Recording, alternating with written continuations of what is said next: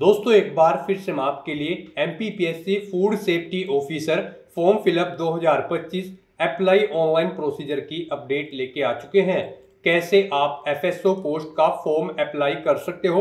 Food safety officer के लिए 120 vacancies निकली हुई है, जिनके लिए आपसे ऑल इंडिया से ऑनलाइन आवेदन पत्र मंगाए जा रहे हैं। मेल फीमेल दोनों आवेदन कर सकते हैं। लास्ट डेट की अपडेट है, केवल एक दिन शेष रह गया है। आप जल्द से जल्द अपने फॉर्म अप्लाई कर ले, कहीं मौका हाथ से छूट न जाए। अंतिम समय में आपको कैसे अपना फॉर्म फिल करना होगा, अपना फॉर्म आपको कैसे रिजेक्ट होने से बचाना होगा, कंप्लीट इंफॉर्मेशन आपको इस वीडियो में दी जाएगी। ऑनलाइन आवेदन करते समय आपको कोई भी ऐसी गलती या फिर मिस्टेक नहीं करनी होगी जिसको करने से आपके एप्लीकेशन फॉर्म रिजेक्ट हो सकते हैं। और अप्लाई करते समय आपको कुछ महत्वपूर्ण इंस्ट्रक्शंस का भी ध्यान रखना होगा, तभी आपके फॉर्म सक्सेसफुली सबमिट किए जाएंगे। अप्लाई करते समय आपको क्वालिफिकेशन डिटेल कैसे देनी होगी, कैसे आप फोटोग्राफ सिग्नेचर डॉक्यूमेंट्स अपलोड करोगे, कैसे आप यहां पर फीस पेमेंट करते हुए रजिस्ट्रेशन से लेकर प्रिंट तक अपना फॉर्म अप्लाई कर सकते हो। कंप्लीट जानकारी आपको इस वीडियो में स्टेप बाय स्टेप दी जाएगी, तो आपको ये वीडियो शुरू से लेकर एंड तक बिना स्किप किए हुए देखनी होगी। इस वीडियो को कंप्लीटली देखने पर ही आपके सभी सवाल और डाउट क्लियर होंगे। तो चलिए दोस्तों, बिना कोई वक्त कमाए शुरू करते हैं MPPSC food safety officer form fill up की पूरी जानकारी। फॉर्म भरने से पहले आपको सबसे पहले हमारी वेबसाइट के इस पेज पर विजिट करना होगा, जिसका लिंक आपको नीचे description plus first comment box में मिल जाएगा। और हमारे इस पेज पर विजिट करके आप यहां से फूड सेफ्टी ऑफिसर का फॉर्म अप्लाई कर सकते हो। मध्य प्रदेश पब्लिक सर्विस कमीशन लोक सेवा आयोग की ओर से food safety officer FSO post के लिए 120 वैकेंसीज निकाली गई थी, जिसके लिए आप अप्लाई कर सकते हो। केवल एक दिन शेष रह गया है, आप जल्द से जल्द अपना फॉर्म अप्लाई कर ले। आवेदन करने की अंतिम तिथि 27 अप्रैल 2025 है। 36,200 से 1,14,800 से लिए प्रति माह के लिए। यहाँ पर क्वालिफिकेशन की अगर बात की जाए तो इसमें खाद्य प्रौद्योगिकी या डेयरी या जैव प्रौद्योगिकी या तेल प्रौद्योगिकी या कृषि विज्ञान या पशु चिकित्सा विज्ञान या जैव रसायन विज्ञान या सूक्ष्म जीव विज्ञान या रसायन विज्ञान या चिकित्सा में यहाँ पर ग्रेजुएट या पोस्ट ग्रेजुएट या डॉक्टरेट की डिग्री या केंद्र सरकार के पूर्व अनुमोदन से खाद्य प्राधिकरण द्वारा अधिसूचित कोई अन्य समकक्ष इसके बराबर या मान्यता प्राप्त योग्यता होनी चाहिए, तो आप अप्लाई कर सकते हो। तो यहाँ पर इन डिसिप्लिन के अंतर्गत आपकी ग्रेजुएट या पोस्ट ग्रेजुएट डिग्री मांगी गई है। 21 से 40 वर्ष आयु सीमा है। 500 रुपये जनरल और अदर स्टेट के लिए फीस है। OBC WS SC ST PWD के लिए 250 रुपये फीस है, जो कि आप ऑनलाइन मोड से पेमेंट कर सकते हो। सिलेक्शन होगा return exam interview document verification merit के आधार पे ऑनलाइन अप्लाई कर सकते हो। मध्य प्रदेश जॉब लोकेशन है, ऑल इंडिया से ऑनलाइन कर सकते हो। mpsc.mp.gov.in की ऑफिशियल वेबसाइट है, जिससे आप ऑनलाइन अप्लाई कर सकते हो। इंपोर्टेंट लिंक सेक्शन के अंतर्गत ऑफिशियल नोटिफिकेशन पीडीएफ लिंक पर क्लिक करके आप इसकी पीडीएफ डाउनलोड कर सकते हो। इसमें आपको कंप्लीट जानकारी दे दी गई, जैसे कि क्वालिफिकेशन आपकी क्या रहेगी, क्या यहाँ पर आपका कंप्लीट एलिजिबिलिटी क्राइटेरिया है, वैकेंसीज कैटेगरी वाइज आपकी क्या रहने वाली है, यहाँ पर एग्जाम पैटर्न सिलेबस आपका सिलेक्शन क्राइटेरिया के अंतर्गत क्या रहेगा, क्या इंपोर्टेंट डेट है, कैसे आप अप्लाई कर सकते हो। अप्लाई करने का भी कंप्लीट प्रोसीजर आपको इस पीडीएफ में दे दिया गया है। तो अप्लाई करने से पहले आपको ये ऑफिशियल नोटिफिकेशन की पीडीएफ हिंदी में पूरा पढ़ना अनिवार्य है। इसको पूरा पढ़ने से ही आपके सभी सवाल और डाउट क्लियर होंगे। पीडीएफ रीड आउट करने के बाद में आपको अप्लाई ऑनलाइन लिंक पर क्लिक करना होगा, तो आपके सामने इसका ऑनलाइन आवेदन करने का ये ऑफिशियल पोर्टल ओपन हो जाएगा। यहाँ पर आने के बाद गाइज आपको सबसे पहले अपनी उच्चतम शैक्षणिक योग्यता सिलेक्ट करनी है। आपके पास ग्रेजुएट डिग्री है, पोस्ट ग्रेजुएट डिग्री है या फिर डॉक्टरेट, आप अपने अकॉर्डिंग यहाँ पर ऑप्शन सेलेक्ट करें। उसके बाद यहाँ पर आप विषय चुनें किसमें आपने अपनी ग्रेजुएशन या फिर पोस्ट ग्रेजुएशन या फिर डॉक्टरेट उपाधि प्राप्त की है। यहाँ पर आप वो सब्जेक्ट सेलेक्ट करें। उसके बाद यहाँ पर गाइड हम आपको बता दें, इस भर्ती में पार्टिसिपेट करने के लिए आपके पास किसी मान्यता प्राप्त विश्वविद्यालय से खाद्य प्रौद्योगिकी या फिर डेयरी या फिर जैव प्रौद्योगिकी या तेल प्रौद्योगिकी या कृषि विज्ञान या पशु चिकित्सा विज्ञान या जैव रसायन विज्ञान या सूक्ष्म जीव विज्ञान या फिर रसायन विज्ञान या चिकित्सा में ग्रेजुएशन या फिर पोस्ट ग्रेजुएशन या फिर डॉक्टरेट की डिग्री होनी जरूरी है। तो यहाँ पर आपको अपनी क्वालिफिकेशन सेलेक्ट कर लेनी है। उसके बाद यहाँ पर आपको अपनी हाई स्कूल की जो अंक सूची है यानी कि रिजल्ट है उसमें जो आपका नाम अंकित है वो नाम यहाँ पर आपको एंटर करना है। वही नाम आपको यहाँ पर फिर आपका जो मिडिल नेम है वो आपको एंटर करना है, फिर अपना लास्ट नेम यहाँ पर आपको एंटर करना है, अपना जेंडर आपको सिलेक्ट करना है, फिर आपको अपनी जन्म तिथि यहाँ पर एंटर करनी है DDMMYY फॉर्मेट में। उसके बाद यहाँ पर आपको अपने फादर का नाम एंटर करना है, फिर आपको अपनी मदर का नाम एंटर करना है। उसके बाद यहाँ पर आपसे पूछा गया है कि क्या आप मध्य प्रदेश के मूल निवासी हैं, अगर हैं तो यस करें, नहीं है तो यहाँ पर आप नो ऑप्शन सिलेक्ट करें और फिर यहाँ पर आपको अपनी श्रेणी सिलेक्ट कर लेनी है। उसके बाद यहाँ पर आपसे पूछा गया कि क्या आप क्रीमी लेयर कैंडिडेट हैं, अगर हैं तो यस करें, नहीं तो नो ऑप्शन सिलेक्ट करें।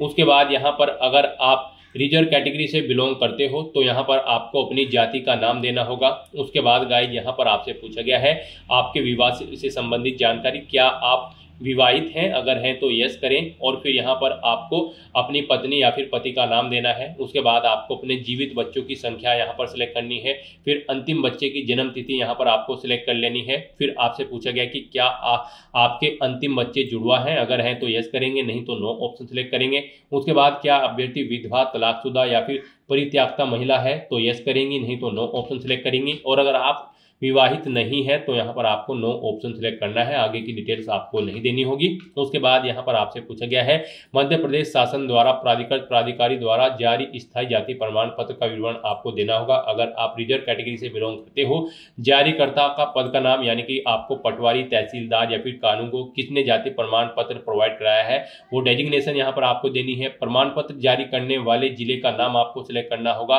प्रमाण पत्र का क्रमांक देना होगा, प्रमाण पत्र जारी होने की दिनांक यहाँ पर आपको सिलेक्ट कर लेनी होगी। उसके बाद यहाँ पर आपसे पूछा गया कि क्या आप PWD कैंडिडेट हैं, अगर है और आपकी जो परसेंटेज है PWD की वो 40% से अधिक है तो यहाँ पर आप यस करेंगे, नहीं तो आप नो ऑप्शन सेलेक्ट करेंगे। उसके बाद अगर आप यस करते हो तो फिर यहाँ पर आपको अपनी दिव्यांगता की डिटेल्स देनी होगी, जैसे कि क्या अभ्यर्थी का दिव्यांगता प्रमाण पत्र सक्षम प्राधिकारी जिला चिकित्सा मंडल द्वारा जारी किया गया है, अगर किया गया है तो यस करेंगे, नहीं तो नो ऑप्शन सेलेक्ट करेंगे यहाँ पर। उसके बाद आपको दिव्यांगता का प्रकार अपना सिलेक्ट करना होगा, दिव्यांगता का प्रमाण पत्र क्रमांक देना होगा, दिव्यांगता का प्रतिशत आपको देना होगा, दिव्यांगता प्रमाण पत्र जारी होने की दिनांक आपको सिलेक्ट कर लेनी होगी। और फिर आपसे पूछा गया क्या अभ्यर्थी को परीक्षा केंद्र के भूतल स्थिति कक्ष में बैठने की सुविधा की आवश्यकता है, अगर आप PWD कैंडिडेट हैं तो आप अपने अकॉर्डिंग यस या नो ऑप्शन यहाँ पर सिलेक्ट कर लेंगे। उसके बाद यहाँ पर आपसे पूछा गया है क्या अभ्यर्थी कभी सेवा से पृथक करने के दंड से दंडित किया गया है, अगर किया गया है तो यस करें, नहीं तो नो ऑप्शन सिलेक्ट करें। क्या आपके विरुद्ध कोई आपराधिक प्रकरण लंबित है, अगर है तो यस करेंगे, नहीं तो नो ऑप्शन सिलेक्ट करेंगे। फिर आपसे पूछा गया कि क्या आप आयोग की किसी परीक्षा अथवा चयन की विवर्जित अवधि में हैं, अगर है तो यस करें और फिर आप एलिजिबल नहीं होंगे तो यहाँ पर आपको नो ऑप्शन सिलेक्ट करना होगा। उसके बाद आपसे पूछा गया कि क्या अभ्यर्थी मध्य प्रदेश शासन अथवा उसके नगर सैनिक निगम मंडल स्वासी संस्थाओं में सेवारत है, अगर है तो यस करेंगे और फिर उसकी डिटेल देंगे, जैसे कि क्या आपके पास मध्य प्रदेश राज्य के रोजगार कार्यालय में जीवित पंजीयन है, अगर है तो यस करेंगे, नहीं तो नो करेंगे, पंजीकरण क्रमांक देंगे और अगर नहीं है तो यहाँ पर आपको नो ऑप्शन सिलेक्ट करना है। उसके बाद यहाँ पर आपसे पूछा गया यदि आप सेवारत हैं तो नियुक्त अधिकारी को सूचित किया है तो यस करें, नहीं तो नो ऑप्शन सिलेक्ट करें। फिर आपसे पूछा गया क्या आपका मध्य प्रदेश राज्य के रोजगार कार्यालय में जीवित पंजीयन है, अगर है तो यस करें और फिर उसकी डिटेल दे, जैसे कि पंजीकरण क्रमांक करने वाले जिले का नाम, पंजीकरण क्रमांक आपको देना होगा, पंजीकरण क्रमांक जारी होने की दिनांक आपको सिलेक्ट करनी होगी और अगर नहीं पंजीयन है आपका तो आपको नो ऑप्शन सिलेक्ट करना है, आगे की डिटेल डिसेबल कर दी जाएगी, आपको नहीं देनी है। उसके बाद यहाँ पर आपसे पूछा गया कि क्या आप एक सर्विसमैन है, आप मध्य प्रदेश के भूतपूर्व सैनिक है, अगर है तो यस करें और फिर भूतपूर्व सैनिक है तो नियुक्ति की तिथि यहाँ पर आप सिलेक्ट करें, भूतपूर्व सैनिक का कुल अनुभव यहाँ पर आप एंटर करें, यदि भूतपूर्व सैनिक है तो सेवानिवृत्ति की तिथि यहाँ पर आप सिलेक्ट करें और अगर नहीं है तो यहाँ पर आपको नो ऑप्शन सिलेक्ट करना है, आगे की डिटेल आपको डिसेबल कर दी जाएगी। उसके बाद यहाँ पर आपसे पूछा गया कि क्या आप मध्य प्रदेश शासन द्वारा अनुसूचित जाति, अनुसूचित जनजाति एवं पिछड़ा वर्ग कल्याण विभाग की अंतरजातीय विवाह योजना के अंतर्गत पुरस्कृत स्वर्ण पार्टनर है, अगर है तो यस करें, नहीं है तो आप नो ऑप्शन सेलेक्ट करें। क्या अभ्यर्थी विक्रम अवार्ड सम्मानित खिलाड़ी है, अगर है तो यस करेंगे, नहीं तो नो ऑप्शन सेलेक्ट करेंगे। फिर यहाँ पर आपको अपनी एजुकेशनल क्वालिफिकेशन की डिटेल प्रोवाइड करानी है। यहाँ पर सबसे पहले आपको अपनी हाई स्कूल की डिटेल देनी है, उत्तीर्ण परीक्षा का नाम यहाँ पर आपको एंटर करना है, प्रणाली बतानी है, आपके मार्क्स ग्रेड में है, CGPA में है, आप अपने अकॉर्डिंग यहाँ पर ऑप्शन सेलेक्ट करें। उसके बाद विषय यहाँ पर आप बताएं किस में आपने अपनी 10वीं क्लास पास आउट की है, आर्ट, कॉमर्स, साइंस। उसके बाद कितने टोटल मार्क्स थे वो यहाँ पर आप एंटर करें, कितने मार्क्स आपने ऑब्टेन किए हैं वो एंटर करें। इनके अकॉर्डिंग यहाँ पर आपकी परसेंटेज कैलकुलेट होकर आ जाएगी। फिर आपको अपनी डिवीजन सेलेक्ट करनी है, फर्स्ट है, सेकंड है या फिर थर्ड है। उसके बाद विश्वविद्यालय, बोर्ड या फिर संस्थान का नाम देना है जिस बोर्ड से आपने अपनी 10वीं क्लास पास आउट की है। उत्तीर्ण वर्ष यहाँ पर आपको एंटर करना है, कब आपने उत्तीर्ण की है 10वीं क्लास। प्रमाण पत्र में अंकित रोल नंबर यहाँ पर आपको देना है, यानी कि आपको अपनी 10वीं का रोल नंबर एंटर करना है। ऐसे ही यहाँ पर आपको अपनी 12वीं क्लास की डिटेल सेम प्रोवाइड करा देनी है। उसके बाद यहाँ पर आपको अपनी ग्रेजुएशन की डिटेल देनी है सेम। ऐसे ही सबसे पहले यहाँ पर आप परीक्षा उत्तीर्ण का नाम दें, मार्किंग सिस्टम बताएं, ग्रेड में है या फिर डिवीजन में है। फिर आप विषय सेलेक्ट करें। उसके बाद यहाँ पर आपको पूर्णांक देने हैं, फिर कितने मार्क्स आपने ऑब्टेन किए हैं वो एंटर करने हैं। इनके अकॉर्डिंग आपकी परसेंटेज कैलकुलेट होकर आ जाएगी। अपनी डिवीजन सेलेक्ट करनी है, फिर आपको यूनिवर्सिटी का नाम देना है, उत्तीर्ण होने का वर्ष देना है, कब आपने अपनी ग्रेजुएशन कंप्लीट की है। फिर यहाँ पर आपको अपनी ग्रेजुएशन का रोल नंबर एंटर कर देना है। उसके बाद यहाँ पर आपको एग्जाम सिटी सेलेक्ट कर लेनी है। सबसे पहले यहाँ पर आपको एक एग्जाम सिटी सेलेक्ट करनी है। यहाँ पर आपको 4 ऑप्शन दिए गए हैं, यानी कि 4 एग्जाम सिटी यहाँ पर आप अपनी चॉइस के अकॉर्डिंग सेलेक्ट कर सकते हैं। आप अपनी चॉइस के अकॉर्डिंग यहाँ पर जिस एग्जाम सिटी को फर्स्ट नंबर पर रखना चाहते हैं उसे फर्स्ट नंबर पर सिलेक्ट करें। अपने अकॉर्डिंग यहाँ पर आप प्रेफरेंस सेट कर दें। उसके बाद अगर आप एक सर्विसमैन है तो यहाँ पर आपको अपनी सेवा का विवरण देना होगा, और नहीं है तो अगर आपने ऊपर 9 ऑप्शन सेलेक्ट किया है फिर आपको एक कॉलम डिसेबल कर दिए जाएंगे। उसके बाद यहाँ पर आपसे पूछा गया है क्या आप यात्रा भत्ता का लाभ लेना चाहते हैं। यहाँ पर केवल मध्य प्रदेश के अनुसूचित जाति, जनजाति, अन्य पिछड़ा वर्ग, नॉन क्रीमी लेयर एवं दिव्यांगजन कैंडिडेट को यात्रा भत्ता का लाभ मिलेगा। तो यहाँ पर अगर आप इनके अंतर्गत आते हैं तो यस करें, नहीं तो नो ऑप्शन सेलेक्ट करें। उसके बाद यहाँ पर आपको अपने बैंक खाते का विवरण देना है। आपको सबसे पहले बैंक का नाम देना है, उसका IFSC कोड यहाँ पर एंटर करना है, शाखा का नाम देना है, शाखा का कोड एंटर करना है, खाता धारक का नाम यहाँ पर आपको एंटर करना है, अपना खाता संख्या यहाँ पर एंटर करना है।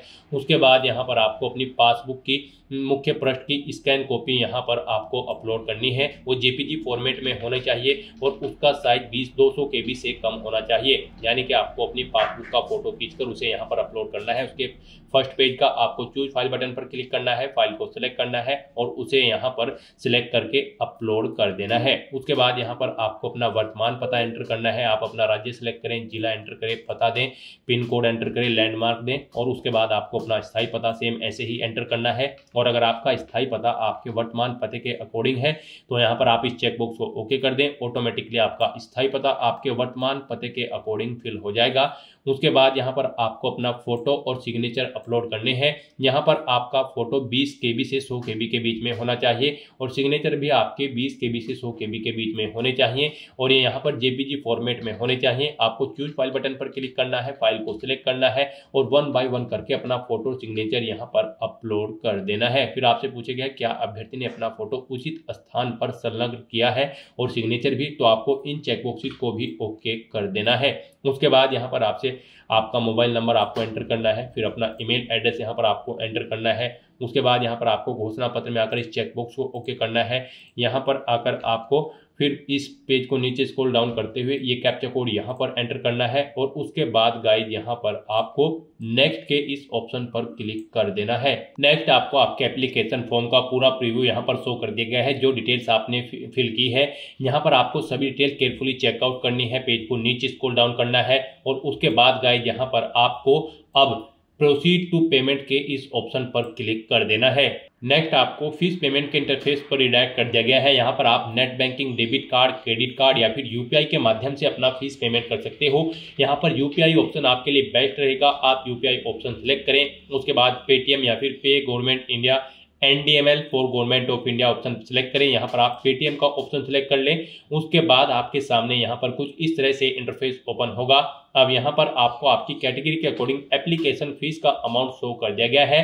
गाइस यहाँ पर हम आपको बता दें, जनरल और अदर स्टेट कैंडिडेट के लिए 500 रुपये फीस है। OBC, EWS, SC, ST, PWD candidate के लिए 250 रुपये फीस है। यहाँ पर 40 रुपये पोर्टल चार्ज है, इसलिए यहाँ पर आपको अपनी फीस में 40 रुपये और ऐड करके जमा कराने होंगे। तो यहाँ पर अब आपको सबमिट के इस ऑप्शन पर क्लिक करना है। उसके बाद आपके सामने यहाँ पर कुछ इस तरह से इंटरफेस ओपन हो जाएगा। अब यहाँ पर आप इस QR कोड को स्कैन करें और अपना फीस पेमेंट कर दें। सक्सेसफुली फीस पेमेंट करने के बाद यहाँ पर आपका एप्लीकेशन फॉर्म सबमिट हो जाएगा। उसके बाद आपको अपने एप्लीकेशन फॉर्म का एक हार्ड कॉपी प्रिंट आउट ले लेना है, फ्यूचर यूज के लिए, फ्यूचर रेफरेंस के लिए। तो दोस्तों ऐसे आप Madhya Pradesh public service commission food safety officer की इस पोस्ट के लिए अपना फॉर्म अप्लाई कर सकते हो बिना कोई मिस्टेक किए हुए। आज की इस वीडियो में बस इतना ही। आई होप ये वीडियो आपको पसंद आई होगी। अगर पसंद आई हो तो इसे लाइक और शेयर करें। चैनल पर नए हो तो इसे सब्सक्राइब कर लें। Thanks for watching.